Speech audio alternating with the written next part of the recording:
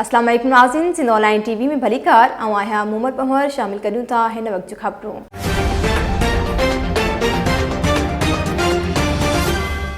नाज़रीन, चूहड़ जमाली भरिसां जोंगो जलबाणी जे ॻोठ अब्दुर्रहमान मुला अब्बासी में मुक़ामी ज़मींदार पारां कमनि जे किचिरे खे ॾिनल बाहि जोगी बिरादरी जे घरनि खे विकोड़े वई। सिंध ऑनलाइन टीवी चूहड़ जमाली जे रिपोर्टर कादिर केहर जी ख़बर मूजिब बाहि सबब जानी जोगी, गुलाम जोगी ऐं नाथू जोगी जा 3 घर सड़ी रखी विया।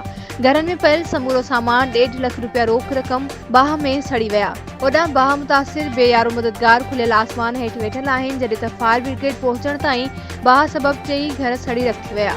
मुतासिर जानी जोगी, गुलाम जोगी ऐं नाथू जोगी चयो आहे त असीं ग़रीब आहियूं, ज़िंदगीअ जी समूरी जमा पूंजी बाहि में सड़ी वई आहे। हुननि सरहंदे वारनि ऐं सिंध हुकूमत खां मदद जी अपील कई आहे। वधीक खबरुनि अपडेट्स जे लाइ ॾिसंदा रहो सिंध ऑनलाइन टीवी।